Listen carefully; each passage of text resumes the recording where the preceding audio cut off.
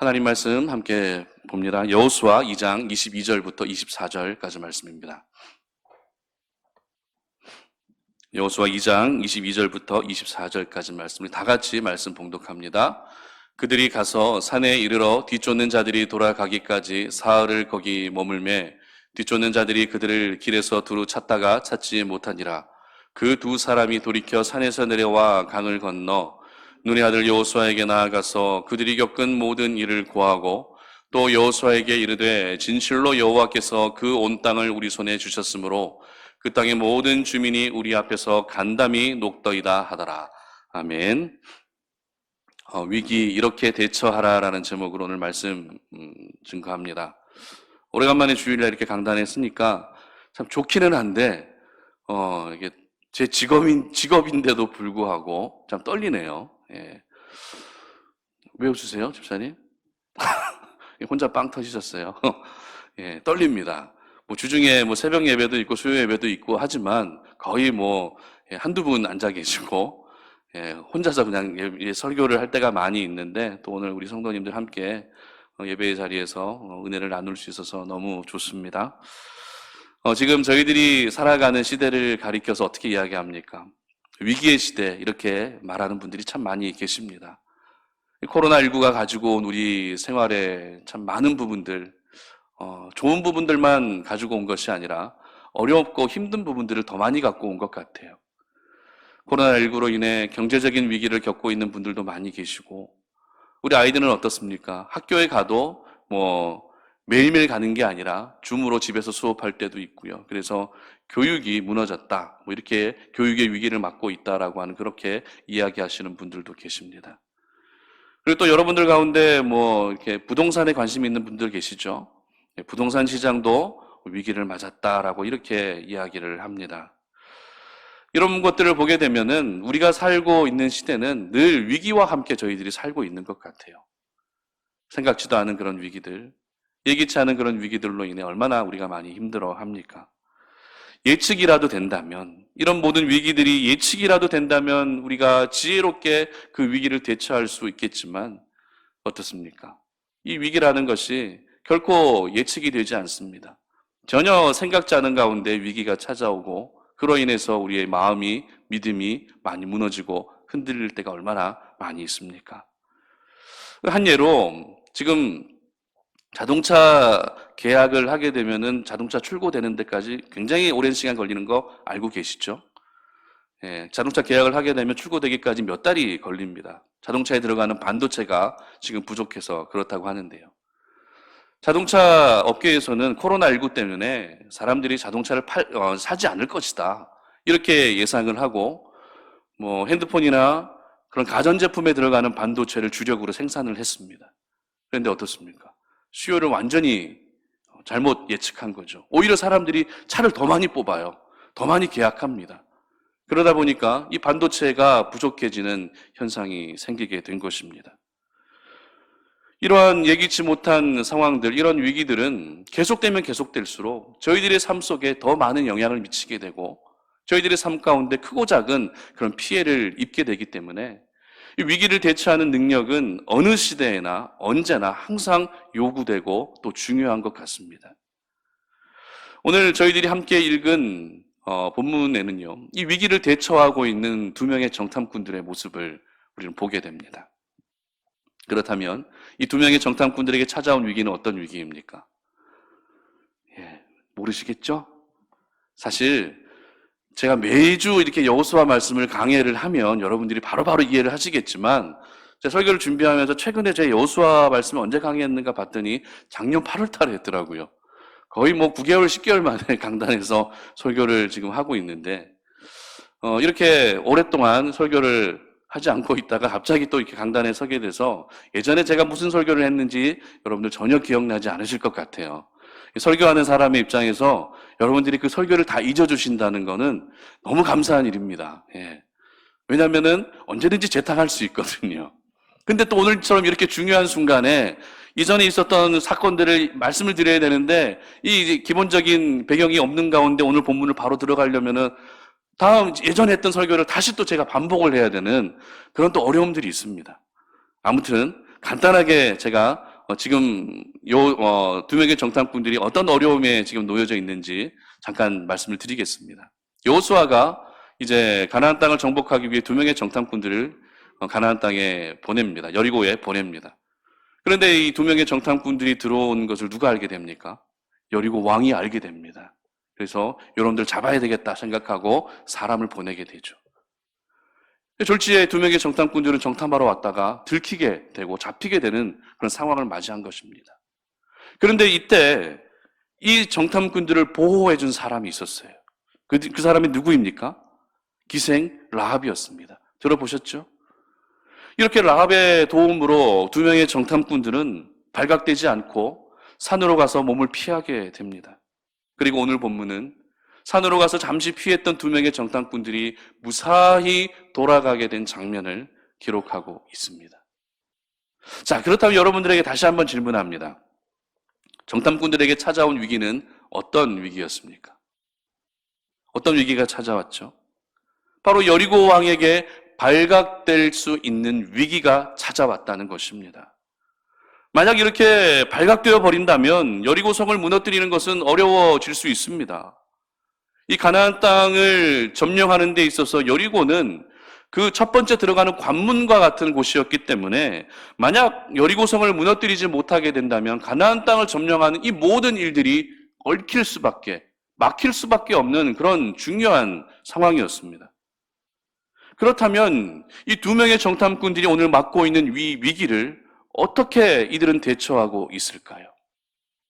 오늘 저희들 모두 오늘 두 명의 정탐꾼들의 모습을 살펴보면서 저희들도 역시 인생의 여러 위기로 어려워하고 있는 현실 가운데 그 위기를 대처할 수 있는 지혜와 또 은혜를 함께 경험할 수 있는 그런 시간이 되었으면 좋겠습니다. 첫 번째는 듣는 귀를 열어야 한다라는 것입니다. 위기를 대처할 수 있는 첫 번째 지혜는 듣는 귀를 열어야 됩니다. 22절 다 같이 한번 읽습니다. 시작. 그들이 가서 산에 이르러 뒤쫓는 자들이 돌아가기까지 사흘을 거기 머물매 뒤쫓는 자들이 그들을 길에서 두루 찾다가 찾지 못하니라. 아멘. 사람의 5가지 감각을 가리켜 오감이라고 이야기하죠. 이 오감 중에서 가장 높은 비중을 차지하고 있는 감각이 어떤 감각입니까? 시각입니다. 그런데 이 시각 못지않게 중요한 감각이 있어요. 그게 어떤 감각인가 하면 청각입니다. 왜냐하면 이 오감 중에 가장 먼저 발달하는 감각이 청각이기 때문에 그렇습니다. 그래서 갓 태어난 아이들을 보게 되면 성인과 비슷한 수준의 청각을 가지고 처음에 태어나게 됩니다. 그래서 아이들의 발달 과정을 여러분 잘 살펴보시면 아시겠지만 이 아이가 먼저 듣습니다. 먼저 듣게 되고요. 그 다음 단계를 어떻게 하죠? 말합니다. 말하고 나서 그 다음 어떻게 합니까? 읽습니다. 그리고 쓰게 되는 것입니다. 만약 아이가 태어났는데 태어나자마자 엄마를 보면서 엄마 안녕하세요라고 이야기한다면 말한다면 여러분 기분이 어떠시겠습니까? 우리 아이 천재다. 태어나자마자 말을 하네. 이렇게 생각하시겠습니까? 아니죠. 섬뜩할 겁니다.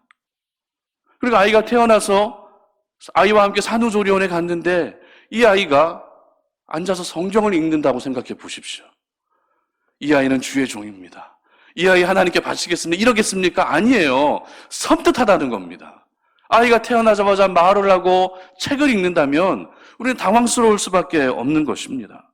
그렇기 때문에 이 아이의 성장 과정에서 말하고 읽고 이게 먼저가 되는 것이 아니라 듣는 것이 항상 먼저가 되어야 한다는 것이죠. 그런데 우리 삶에 있어서도 듣는 것만큼 중요한 것이 사실 없습니다. 그런 점에서 오늘 본문에 기록된 두 명의 정탐꾼들은 듣는 귀가 열려 있었습니다. 사람들이 정탐꾼들을 뒤쫓고 있을 때 이들은 산에 들어가서 숨게 됩니다. 그리고 뒤쫓는 자들이 돌아가기까지 사흘이라는 시간을 꼭꼭 숨어 있다가 이들을 잘 따돌리게 되죠. 그런데 정탐꾼들이 산에서 사흘간 숨어 있을 수 있었던 이유가 무엇입니까? 사실 다른 곳에 숨어도 되지 않습니까? 그런데 왜 이 산에서 숨어서 그것도 사흘이라는 시간 동안 그렇게 인기척도 내지 아니하고 몸을 숨기고 있었던 것일까요? 피하기 가장 좋은 장소가 산속이었기 때문에 그렇습니까?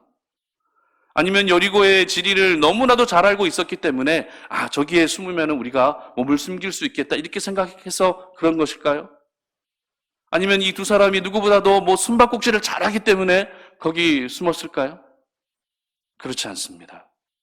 정탐꾼들이 오늘 산에서 사흘간 숨을 수 있었던 이유는 오늘 본문은 아니지만 16절 말씀 한번 보도록 하겠습니다. 우리가 다 같이 한번 읽어보겠습니다. 시작. 라합이 그들에게 이르되 두렵건대 뒤쫓는 사람들이 너희와 마주칠까 하노니 너희는 산으로 가서 거기서 사흘 동안 숨어 있다가 뒤쫓는 자들이 돌아간 후에 너희의 길을 갈지니라. 아멘. 누가 시켰습니까? 바로 기생 라합이 시켰다는 것입니다. 즉 정탐꾼들은 라합이 시킨 대로 했을 뿐인데 목숨을 건질 수 있었던 것입니다. 라합이 시키는 대로 했을 뿐인데 자신들의 임무를 마치고 무사히 귀환할 수 있었던 것입니다. 여러분, 라합이 누구입니까? 여러분들이 알고 있는 라합이 어떤 사람이죠? 저희들이 잘 알고 있는 것처럼 기생일 뿐입니다. 손님이 들어오면은 그냥 술 따라주고 분위기 맞춰주는 그런 여인입니다. 아무도 관심을 갖지 않는 여인이 바로 기생 라합입니다. 군사 전문 지식이 있는 것도 아닙니다. 여리고 땅의 지리적인 그런 상황들, 길은 어느 정도 잘 알고 있었겠죠. 그렇지만 피할 수 있는 전략적인 그런 길을 알고 있는 사람은 아니었습니다. 아무도 관심을 가져주지 않는 사람이 바로 기생 라합이었고, 어떤 이 위급한 상황에 도망갈 수 있는 능력을 제공해 줄 수 있는 사람이 라합이 아니었다는 것입니다. 그러나 반면에 정탐꾼들은 어떻습니까? 기본적인 군사적 지식도 있어야 됩니다. 극한의 상황에서 생존할 수 있는 능력을 가지고 있는 사람들입니다. 여리고 땅에 정탐하러 왔지만 어느 정도의 지리적인 지식도 가지고 있습니다. 예기치 못한 여러 가지 상황 속에서 그 상황을 분별하고 판단할 수 있는 판단 능력도 있어야 되는 사람들이 바로 정탐꾼들이었습니다. 다시 말해서 정탐꾼들은 자신들이 가지고 있는 능력으로 얼마든지 자신을 쫓으러 오는 사람들을 따돌릴 수 있었다는 것이죠. 그러나 정탐꾼은 결코 그 위기의 상황에서 그들이 가지고 있었던 지식을 의지하지 않았습니다. 그들이 가지고 있었던 능력을 의지하지 않았습니다. 자기 마음대로 생각하지 않았습니다.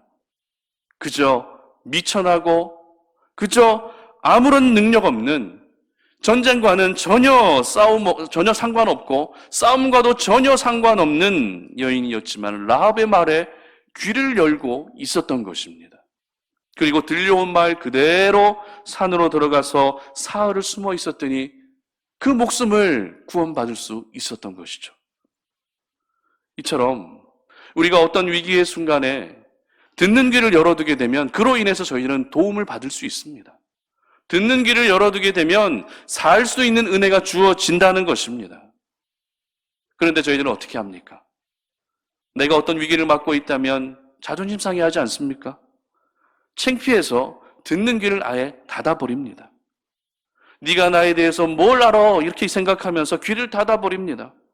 진심 어린 충고와 권면을 기분 나쁘다는 이유로 그냥 무시해 버릴 때가 있다는 것입니다. 그리고 내 힘으로 그 위기를 어떻게든 극복하기 위해서 힘쓰고 노력하지만 좀처럼 위기가 극복되지 않으면 점점 절망 속으로 빠져들어갔던 모습이 바로 저와 여러분의 모습 아닙니까?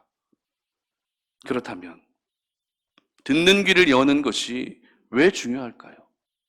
오늘도 우리가 살아가면서 여러 위기 속에서 듣는 귀를 열어두는 것이 왜 중요할까요? 열왕기상 3장 9절 10절 말씀 함께 보도록 합니다. 다 같이 읽습니다. 시작. 누가 주의 이 많은 백성을 재판할 수 있사오리이까? 듣는 마음을 종에게 주사 주의 백성을 재판하여 선악을 분별하게 하옵소서. 솔로몬이 이것을 구하며 그 말씀이 주의 마음에 든지라. 아멘. 솔로몬은 왕이 되고 나서 1000번제를 드립니다. 그 1000번제를 하나님이 기뻐 받으시고 내가 너에게 무엇을 줄까? 이렇게 얘기하실 때 솔로몬이 구했던 것은 지혜였습니다. 그런데 이 지혜를 구한 이유가 무엇입니까? 듣는 마음을 나에게 주셔서 백성들의 선악을 분별하게 해 주시기를 위해서 듣는 마음을 구한 것입니다. 그런데 여러분 잘 생각해 보십시오. 우리의 신체 중에서 들을 수 있는 기능을 하는 기관이 어디죠? 뭐로 듣습니까? 코로 듣습니까? 아니면 뭐 가슴으로 듣습니까? 귀로 듣습니다. 귀로. 그렇다면 오늘 솔로몬이 하나님께 구할 때 듣는 귀를 주시옵소서라고 그렇게 요청하는 것이 맞지 않습니까? 그런데 왜 듣는 귀를 달라고 하지 않고 듣는 마음을 달라고 했을까요? 그 이유는 마음을 열어야 상대방의 말이 들리기 때문에 그렇습니다. 마음이 닫힌 상태에서는 상대방이 아무리 좋은 말을 하고 아무리 맞는 말을 하고 아무리 많은 말들을 해도 들리지가 않습니다. 그러므로 듣는 귀를 연다는 것은 또 다른 측면으로 상대방에 대해서 내 마음을 연다는 그런 의미가 되는 것입니다. 사람은 누구나 자신의 약점을 감추고 싶어 합니다. 자신의 연약함을 부끄러워하고 감추고 싶어 합니다. 그렇기 때문에 내가 지금 겪고 있는 위기, 내가 지금 처해 있는 이 위기의 상황도 감추고 싶은 나의 부끄러운 모습이라고 생각할 때가 많습니다. 그러면 저희들에게서 나타나는 현상이 어떤 현상이죠? 자연스럽게 마음이 다치게 됩니다. 가족을 향해서도 마음이 다칩니다. 동료들을 향해서도 마음이 다칩니다. 친구들을 향해서도 마음이 다치고 더 중요한 것은 하나님을 향해서도 마음이 다치게 되는 것입니다. 이렇게 마음이 다치게 되면 결국 귀도 함께 다치게 되는 것이죠. 그리고 귀가 다치게 되면 위기를 대처할 수 있는 주변의 좋은 말들이 들리지 않습니다. 그리고 결국에는 내가 듣고 싶은 말만 들으면서 살아가는 그런 사람이 되어버리는 것입니다. 여러분, 우리 하나님이 어떤 하나님이십니까? 사람을 통해 일하시는 하나님이신 줄 믿으시기를 바랍니다. 그렇기 때문에 여러분들이 지금 겪고 있는 그 위기의 상황에서 여러분들이 알고 계시는 그 한 분 한 분을 향해 듣는 귀를 열어두셔야 됩니다. 나보다 나이가 어리다고 해서, 나보다 신앙의 연수가 별로 되지 않는다고 해서 네가 뭘 알아 이렇게 하시면 안 된다는 거예요. 그들을 향해서도 하나님이 얼마든지 말씀하실 수 있기 때문에 듣는 귀를 열어놓으셔야 됩니다. 저도 두 아이가 있지만 이제 11살, 9살이거든요. 뭘 알겠습니까, 사실. 아무것도 모르잖아요. 사춘기도 아닌데. 근데 가끔씩 얘네들이 하는 말이 맞는 말이에요. 그러면서 그 말을 들으면서 제가 배울 때가 있다니까요. 여러분들도 자녀들을 향해서, 가족들을 향해서 듣는 귀를 열어놓으셔야 됩니다. 특별히 남편이 집에서 뭐 돈도 못 벌어오고 이러면은 듣는 귀 다 그냥 막아버리지 않습니까? 그러지 마시라는 거예요. 마음을 열어놓으시고 귀를 열어놓으셔야 그들이 하는 이야기가 어떨 때는 잔소리로 들릴 수도 있겠지만 이게 나를 살릴 수 있는 생명의 말로 들려올 때가 있다는 것입니다. 그리고 여러분 절대 잊지 말아야 될 것은 듣는 귀를 열게 되면 하나님의 말씀이 들리기 시작합니다. 나에게 하시는 분명한 하나님의 말씀이 들리게 되고 그 말씀을 따라서 한 걸음 한 걸음 걸어 나아가게 되면은 우리는 위기 가운데서 구원을 얻게 되는 것입니다. 잠언 4장 10절은 이렇게 기록하는데요. 다 같이 읽습니다. 시작. 내 아들아 들으라 내 말을 받으라 그리하면 내 생명의 해가 길리라. 아멘. 내 아들아 들으라 내 말을 받으라.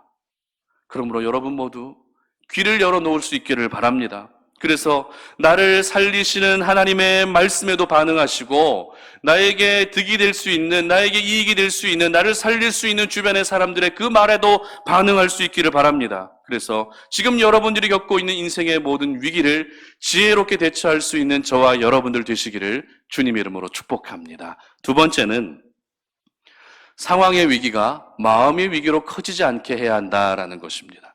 22절인데 다시 한번 읽습니다. 시작. 그들이 가서 산에 이르러 뒤쫓는 자들이 돌아가기까지 사흘을 거기 머물매 뒤쫓는 자들이 그들을 길에서 두루 찾다가 찾지 못하니라. 아멘. 전 세계를 그냥 멈추게 해버렸던 이 코로나19 사태가 지금 계속되고 있는데 이로 인해서 많은 분들이 어려움을 지금 호소하고 있습니다. 실직으로 이어지기도 하고 자영업자들은 폐업으로 이어지기도 하고요. 소득 감소로 이어지고 고용 절벽으로 이어지는 심각한 위기를 저희들은 지금 맞고 있습니다. 이러다 보니 사람들 입에서 자주 들려오는 이야기가 어떤 이야기입니까? 가장 실제적인 부분을 타격을 입게 되었잖아요. 그러다 보니까 경제적인 어려움을 호소하는 분들이 굉장히 많이 계십니다. 저도 충분히 공감하게 됩니다. 보건복지부가 코로나19로 인해서 국민 정신건강 현황을 한번 파악하기 위해서 조사를 했는데요. 1분기 결과가 지난 5월 초에 나왔습니다. 조사 결과 우울 평균 점수는 총점 27점 중에 5.7점입니다. 이 수치가 어느 정도인가 하면 2018년에 조사한 수치보다 2배 이상 높은 수치입니다. 비록 3년밖에 안 됐는데 2배 이상 점프했다는 거예요. 그리고 자살에 대한 생각은 16.3%로서요. 2018년에 비해서 무려 3.5배가량이 증가한 수치입니다. 그리고 이 우울증 증상은 남성분들과 여성분들 중에 어떤 분들이 더 많이 앓고 있을까요? 여성분들이 우울증에 더 많이 시달리고 있습니다. 그리고 자살 충동은 남성들이 더 많이 가지고 있습니다. 주변을 돌아보십시오. 여러분 주변 한번 돌아보세요. 정상인 사람이 아무도 없다는 거예요. 이분도 우울증으로 힘들어할 수 있고 이분도 지금 자살 충동에 힘들어할 수 있다는 것입니다. 남성이든 여성이든 지금 현재 많은 분들이 삶에서 마음의 위기를 겪고 있는 것입니다. 그런데 잘 생각해 보면 저희들이 삶 속에서 겪게 되는 대부분의 위기는 상황의 위기입니다. 무슨 말입니까? 코로나로 인해서 경제적인 부분이 조금 감소했다 그러면은 그건 상황의 위기죠. 어떤 가정의 위기를 맞았다 그러면 그것도 역시 상황의 위기입니다. 부동산이 위기다. 이것도 역시 상황의 위기입니다.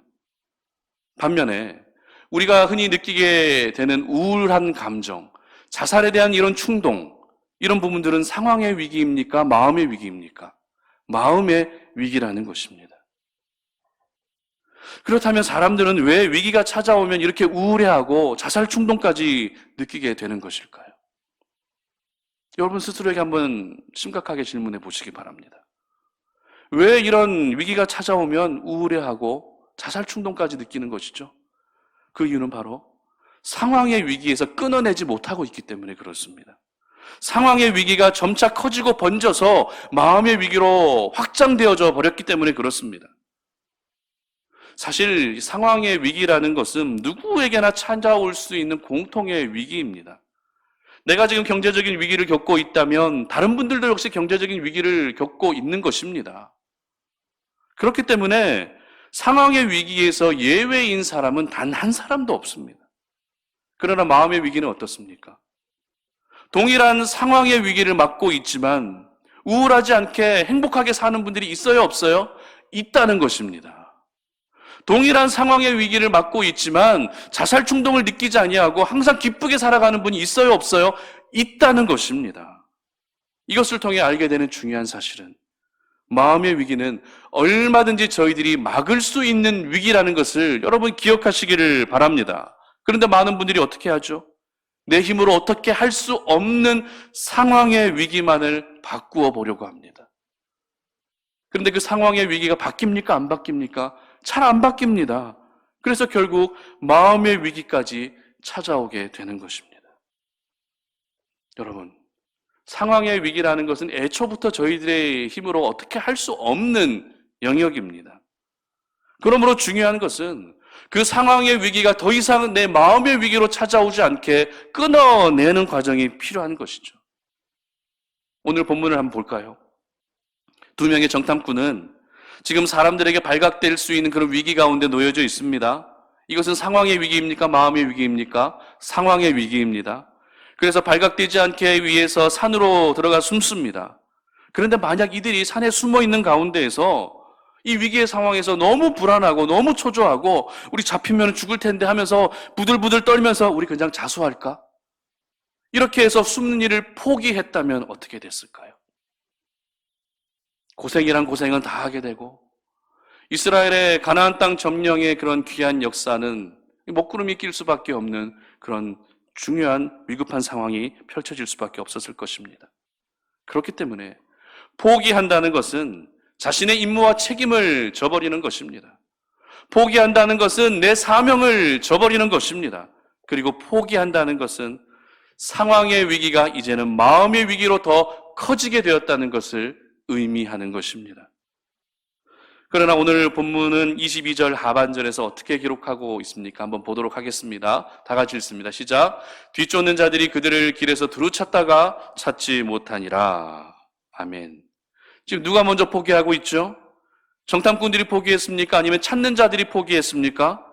찾는 사람들이 먼저 포기했다는 것입니다. 이것을 통해 알게 되는 것은 정탐꾼들은 비록 위기의 상황이 지금 자신들 앞에 찾아와 있었지만 먼저 포기하지 않았다는 것입니다. 자신에게 찾아온 그 위기의 상황이 절대 마음의 위기로 번져가도록 그렇게 내버려 두지 않았다는 것입니다. 그 결과 그들은 무사히 산에서 내려와서 강을 건널 수 있었고 여호수아에게 모든 정탐의 내용들을 일일이 보고하며 임무를 완수할 수 있었던 것입니다. 여러분, 지금 여러분의 상황이 어떤 상황인지가 중요한 것이 아닙니다. 지금 여러분이 맡고 있는 그 위기가 어떤 위기인가 하는 것이 중요한 것이 아닙니다. 중요한 것은 저와 여러분 모두에게 하나님께서 허락하신 사명이 있다는 것이 더 중요한 것입니다. 그것이 가정의 구원이 될 수도 있어요. 그것이 일터에서 어떤 선한 영향력을 끼치는 것일 수도 있습니다. 아니면 어떤 기도의 자리에서 묵묵히 기도를 쌓아가는 것이 여러분의 사명일 수도 있습니다. 그 사명을 감당하기 위한 과정에 상황의 위기가 찾아오는 것은 당연한 것입니다. 여러분, 사명이라는 것은요, 위기의 상황에 감당하면 감당할수록 더 귀한 빛을 발하게 되는 것입니다. 그러므로 우리 송탄오륜의 모든 가족들, 내가 지금 겪고 있는 상황의 위기가 결코 마음의 위기로 커지지 않게 하시기를 바랍니다. 어떻게 해야 합니까? 포기하지 않아야 한다는 것입니다. 비록 벼랑 끝으로 내몰린 상황이라 할지라도 거기에서 뛰어내리시면 안 됩니다. 포기하는 순간 모든 것을 잃어버리게 됩니다. 위기의 상황에 우리가 포기하게 되면 더 큰 위기가 찾아오게 되는 것입니다. 그러므로 여러분들에게 도전합니다. 힘들다고 해서 포기하지 않으시기를 바랍니다. 지친다고 해서, 그리고 마음이 상한다고 해서, 우울하다고 해서, 불안하고 초조하다고 해서 포기하지 않으시기를 바랍니다. 포기는 내가 하는 것이 아니라 누가 해야 됩니까? 바로 나를 공격하고 나를 잡으려 하고 나를 무너뜨리려 하는 그 사단이 먼저 포기하도록 하게 해야 하는 것입니다.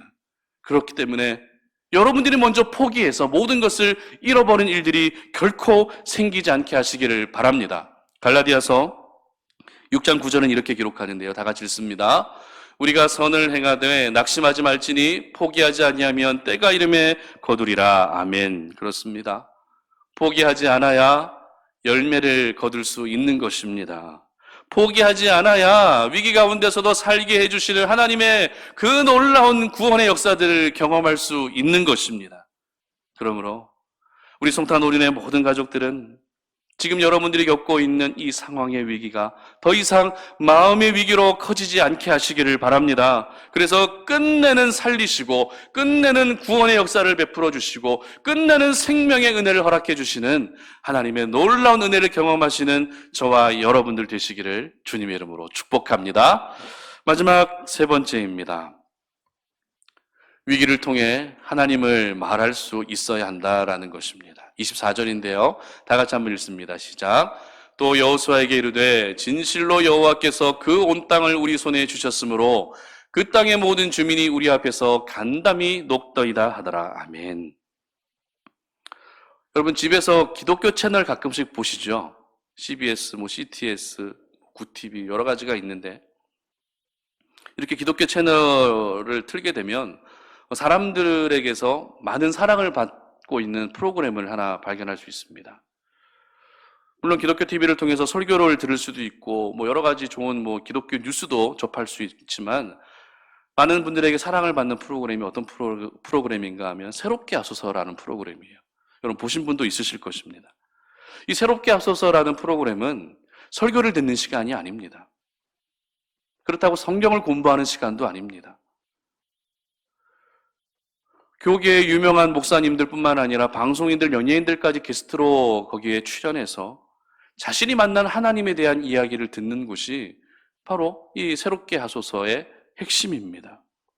그래서 그들은 그들의 인생 가운데 나를 만나주신 하나님을 간증하게 되는데요. 여러분, 간증이 무엇입니까? 간증은 내 삶 속에서 내가 만나고 경험한 하나님을 말하는 것이 바로 간증입니다. 그렇기 때문에 내가 교회를 다니고 신앙을 가지고 그리스도인으로 살아가고 있는데 특별한 간증이 없다는 것은 하나님과의 그런 친밀한 만남이 지금 삶 속에서 이루어지지 못하고 있다는 증거입니다. 반면에 늘 내가 간증이 있다는 것은 오늘도 내가 삶의 현장에서 하나님을 만나고 있다는 그런 증거가 되는 것입니다. 저희들은 다니엘 기도회와 같은 그런 귀한 시간들을 통해서 수많은 간증을 들어왔습니다. 여러분, 그 간증을 들으실 때마다 어떤 느낌이 드십니까? 어떤 생각을 가지고 들으시죠? 참 은혜롭다. 힘들었겠다. 어떻게 저 상황 속에서 다시 살아났을까? 이런 다양한 생각들을 하실 것 같은데요. 저는 그 간증을 들을 때마다 드는 생각인데요. 이게 어떤 생각인가 하면 우리 하나님은 각 사람에 맞게 일하시는 가장 인격적인 분이시다라는 것을 간증을 들을 때마다 느낍니다. 물론 당사자는 어려움을 겪는 그 순간이 너무 힘들고 고통스럽겠지만 각자가 다른 어려움을 통해서도 동일하게 하나님이 드러나고 있다는 것을 볼 때마다 정말 소름이 끼칩니다. 우리 하나님 살아계시구나. 어떻게 저렇게 사람들마다 다 다른 어려움들 주셨는데 그들의 입에서 하나같이 하나님이 살아계시다고 하나님이 하셨다라고 하는 그런 간증이 나올 수 있을까? 참 인격적이고 좀 능력의 하나님이라는 생각을 많이 하게 됩니다. 그렇기 때문에 지금 여러분들이 겪고 있는 인생의 모든 위기의 상황은 단순한 위기가 아니라 그 위기를 통해 하나님을 이야기하고 말할 수 있어야 되는 것입니다. 왜냐하면 여러분들이 위기 가운데서 겪었던 하나님에 대해서 말하고 증거할 때 그 증거되어지는 말들을 듣고 동일한 어려움 가운데 있는 분들이 굉장히 많이 위로를 받습니다. 나만 그런 어려움을 겪고 있는 게 아니었네. 나만 동일한 어려움 속에서 이렇게 힘들어하고 있었던 것이 아니네. 나랑 똑같은 어려움인데 저 사람에게도 하나님 만나주셨다면 나에게도 하나님 만나주지 않으실까? 이런 기대와 소망을 가지게 되고 더 하나님 앞에 나오는 역사들이 많이 일어나기 때문에 우리는 이 위기를 통해 하나님을 말할 수 있어야 되는 것입니다. 오늘 정탐꾼들은 기적적으로 발각되지 않고 무사히 강을 건너 복귀하게 됩니다. 그런데 만약 여러분들이 이 정탐꾼들이었다면 이 강을 건널 때 두 사람이서 어떤 이야기를 주고받으면서 강을 건넜을까요? 입장을 바꿔놓고 한번 생각해 보십시오. 내가 정탐꾼이었다면 그 배 안에서 무슨 이야기를 했을까? 그냥 노만 열심히 저으면서 빨리 돌아왔을까요? 저는 그렇지 않다고 생각합니다. 막중한 임무를 가지고 가나안 땅에 들어왔는데 뜻하지 않게 발각되면서 전혀 예상하지 못했던 기생 라합에 의해서 피할 수 있게 되고 그 말을 들었더니 사흘 동안 산에 숨어서 자신들을 쫓아오는 사람들에게서 또 벗어날 수 있었던 이 드라마와 같은 이야기들을 서로 이야기하고 되새기고 또 리마인드하면서 하나님 살아계시다. 하나님 아니었으면 우리 어떻게 이렇게 지금 돌아갈 수 있을까? 이런 이야기들을 하면서 그렇게 강을 건너지 않았겠습니까? 그리고 드디어 여호수아를 만납니다. 그리고 자신들이 보고 온 여리고 땅에 대해서 하나씩 하나씩 보고합니다. 그런데 잘 보십시오. 그 보고의 내용이 군사적 보고가 아닙니다. 무슨 말입니까? 병력이 얼마나 있고 어디에 경비병들이 서 있고 이런 군사적 보고가 아니었다는 것입니다. 그렇다고 지리적인 보고도 아닙니다. 이쪽으로 돌아서 가면 지름길이 나오는데 그쪽으로 돌아가면 우리가 여리고성을 무너뜨릴 수 있습니다. 이런 지리적인 전략적인 보고도 아니었습니다. 그들이 보고한 내용은 바로 하나님에 대한 이야기로 그 보고가 시작되고 있었던 것입니다. 여호와께서 그 온 땅을 우리 손에 주셨습니다. 그래서 그 땅의 모든 주민이 우리를 보는 순간 간담이 녹아내렸습니다. 하나님이 하셨습니다. 하나님이 주셨습니다. 여호와께서 행하셨습니다. 이와 같은 이야기를 하고 있었던 것이죠. 여러분, 이게 어디 보고입니까? 보고가 아닙니다. 이것은 분명 간증이었습니다.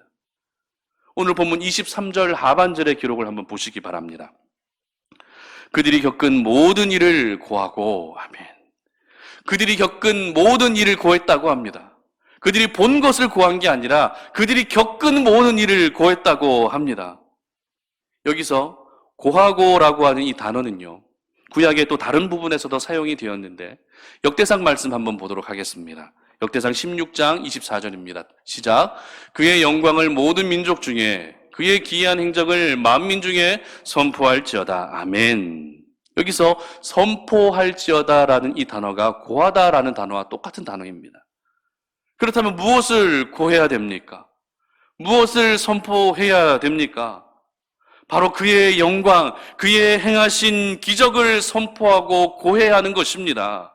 하나님의 영광을 고해야 하는 것이죠. 하나님께서 행하신 그 모든 기적을 선포하는 것이 오늘 바로 두 정탐꾼들이 했던 것이었습니다.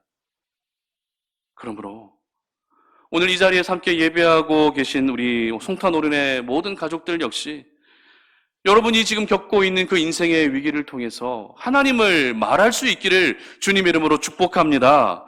내가 이 위기를 어떻게 극복했고 이 위기 속에서 내가 어떻게 벗어났고 이런 방법적인 내용들을 이야기하는 것이 아니라 내가 그 위기 속에서 어떤 하나님을 만났고 내가 그렇게 울고 있었더니 하나님이 나에게 다가와서 어떤 말씀을 해주셨고 이와 같은 내가 겪었던 하나님을 당당하게 말하고 이야기할 수 있는 우리 송탄오륜의 모든 가족들 되시기를 주님 이름으로 축복합니다. 송탄오륜교회는 지난 3월 25일에 2주년을 맞이했고요. 이제 3년째를 접어들어서 지금 나아가고 있습니다. 코로나19의 상황이 이게 너무 길어지다 보니까 여러분들도 많이 힘드시겠지만 교회도 참 힘듭니다. 뭐 하려고 그래도 할 수가 없어요.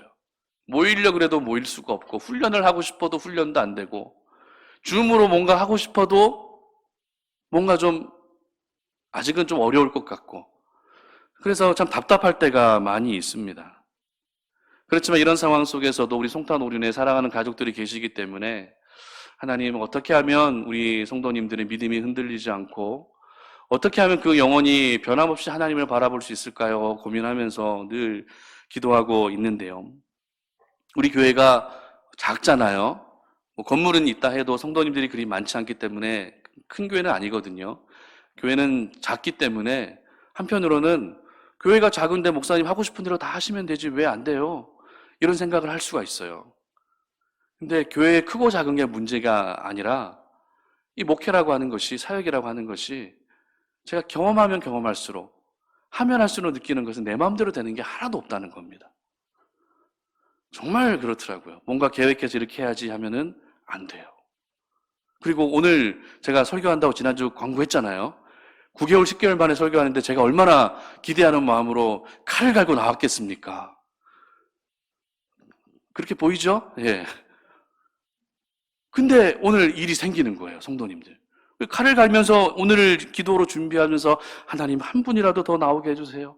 평소보다 한 분이라도 나오게 해주세요. 그렇게 하고 강단에 올라왔는데 평소보다 적거나 아니면은 평소에 잘 보이시던 분들이 오늘 또 무슨 일이 생겨가지고 안 보이시게 되면 제 마음이 막 무너지는 겁니다. 야, 진짜 사람 생각대로 되는 게 하나도 없다.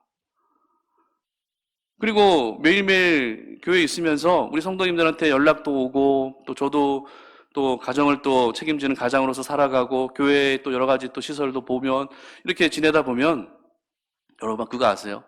하루하루가 스펙타클합니다. 얼마나 전혀 예상하지 못했던 일들이 사방에서 뻥뻥뻥뻥 터져요. 뭐 그게 뭐 여러분들한테 어떤 문제가 있다는 건 아니고요. 그만큼 제 마음대로 된다는 게 없다는 겁니다. 잘 지내시던 가정에서 갑자기 전화가 와서 어떤 문제가 생겼습니다. 기도해 주세요. 그 들으면은 저는 또 내가 기도가 부족했구나 이런 생각이 들고 어떤 뭐 교회에 잘 되던 시설이 갑자기 고장이 나면 내가 또 기도가 부족했구나.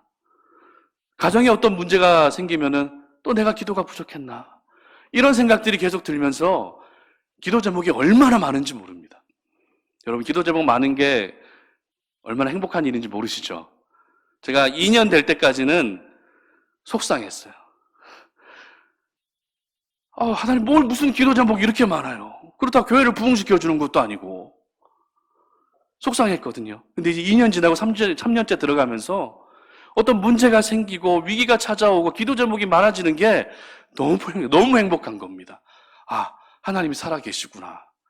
나로 하여금 기도시키기 위해서 우리 송탄 오륜교회가 감당해야 될 기도의 사명을 감당하기 위해서 이런 일들을 생기게 하시는구나 라면서 저는 이 기도 제목 많은 게, 여러분들은 목사님 기도 제목 많은데 제가 또 기도 제목 줘서 죄송해요 이런 생각하실 수 있는데 전혀 죄송하지 않아도 돼요. 제가 할 일이 그거거든요. 그러니까 기도 제목 많이 주십시오. 정말 저희들이 저하고 우리 교역자들하고 저희 아내하고 열심히 여러분들을 위해서 기도할 테니까요. 많이 주십시오. 그래서 기도 제목 많아도 늘 행복합니다.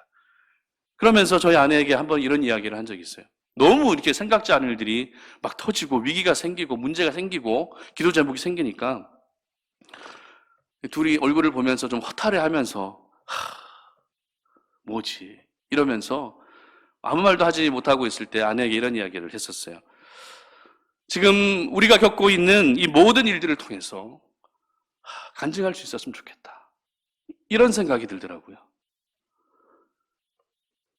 제가 겪고 있는 그런 여러 가지 제 개인적인 위기뿐만 아니라 교회의 위기, 성도들의 위기, 이 모든 위기들이 결국에는 하나님이 이렇게 해결하셨고 하나님이 이렇게 만나주셨고 하나님이 이렇게 역전시켜 주셨다는 것을 간증할 수 있게 해주셨으면 좋겠다라는 그런 마음의 사모함들이 생기더라고요. 여러분, 이게 제가 잘나서 그런 게 아닙니다. 이게 바로 하나님의 사람들의 모습이어야 한다는 것입니다. 하나님의 사람들은 결코 위기 가운데서 무너지지 않습니다. 오히려 그 위기를 통해 하나님을 더 당당하게 자랑하게 되고 그 위기를 통해서 하나님을 선포하게 되고 하나님을 말할 수 있게 되어야 한다는 것입니다.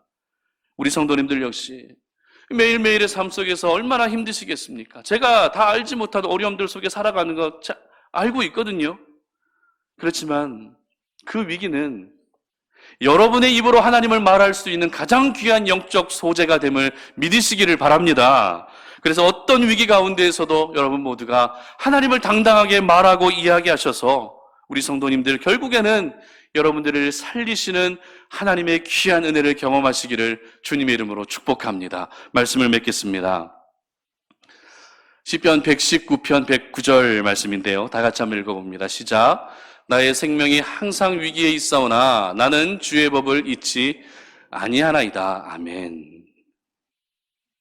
저희들 역시 어떤 위기로 인해서 이렇게 생명이 위협받을 때가 분명히 있습니다.